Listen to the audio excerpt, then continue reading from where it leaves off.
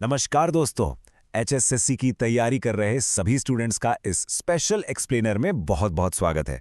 आप जानते ही होंगे कि हरियाणा की सीमाओं यानी उसके बॉर्डर से जुड़े सवाल एचएसएससी के एग्जाम्स में बार बार आते हैं। तो आज हम इन्हीं सीमाओं से जुड़े हर एक इंपॉर्टेंट फैक्ट को कवर करेंगे जो आपके एग्जाम में नंबर बिल्कुल पक्के कर सकते हैं। और हाँ, एक ज़रूरी बात, इस पूरे लेक्चर के नोट्स आपको पीडीएफ फॉर्मेट में मिल सकते हैं। उसके लिए बस नीचे डिस्क्रिप्शन में दिए गए टेलीग्राम चैनल के लिंक पर क्लिक करके सब्सक्राइब करना है। और हाँ, आगे आने वाले ऐसे ही इंपॉर्टेंट एक्सप्लेनर्स के लिए इस चैनल को भी सब्सक्राइब करना मत भूलिएगा। तो चलिए सीधा पॉइंट पर आते हैं। सबसे पहला और सबसे बेसिक सवाल, हरियाणा कितने राज्यों यानी स्टेट्स के साथ अपनी सीमा बनाता है? जवाब है 5। जी हाँ, 5। इस नंबर को अपने दिमाग में एकदम फिट कर लीजिए। और इसके साथ साथ ये भी याद रखें कि हरियाणा 2 केंद्र शासित प्रदेशों मतलब यूनियन टेरिटरीज के साथ भी अपना बॉर्डर शेयर करता है। तो क्या हुआ? 5 राज्य और 2 यूटीज।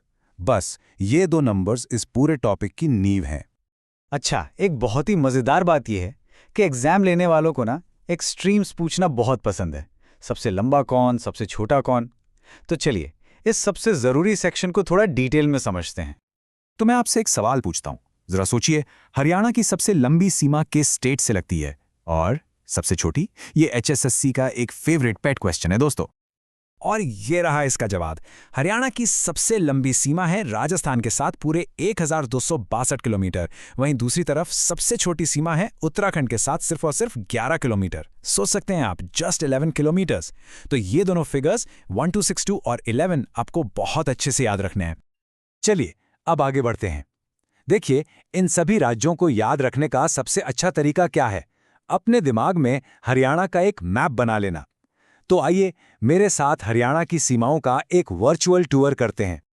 हम शुरुआत करते हैं नॉर्थ से, यानी उत्तर दिशा से। तो हरियाणा के बिल्कुल उत्तर में आपको मिलेगा पहाड़ी इलाका जो हिमाचल प्रदेश से लगता है। अब थोड़ा सा नॉर्थ वेस्ट यानी उत्तर पश्चिम की तरफ चलते हैं। वहां हमारा पड़ोसी राज्य है पंजाब, जिसके साथ हरियाणा की एक बहुत लंबी सांझी विरासत है। और हाँ, घग्गर नदी भी इनकी सीमा का एक बड़ा हिस्सा बनाती है। अब यहां देखिए, एक नेचुरल बॉर्डर का कितना शानदार एग्जाम्पल है।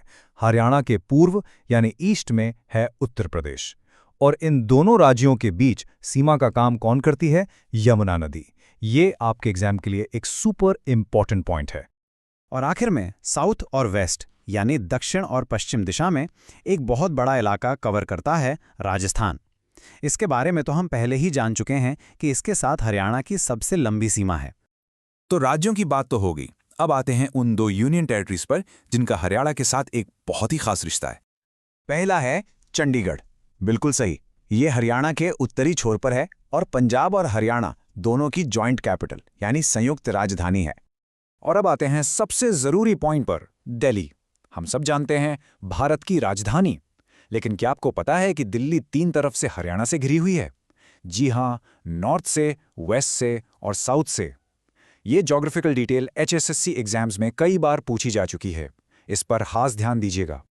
चलिए, अब तक हमने जो भी पढ़ा है ना, उसको एक क्विक रिवीजन फॉर्मेट में देख लेते हैं। इससे क्या होगा, आपके एग्जाम के लिए सारे इंपॉर्टेंट फैक्ट्स एक ही जगह पर तैयार हो जाएंगे।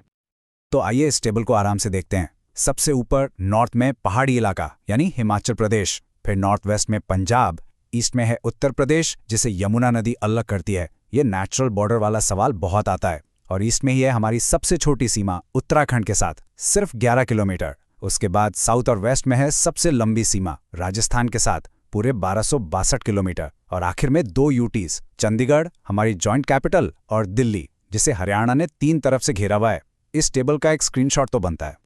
दोस्तों, एक बात हमेशा याद रखिएगा, कंपटीशन बहुत ज़्यादा है और एग्जाम में ऐसा ही एक छोटा सा फैक्ट, एक छोटा सा डिटेल आपके रैंक में बहुत बड़ा बदलाव ला सकता है। इसलिए हर डिटेल पर फोकस करना ज़रूरी है।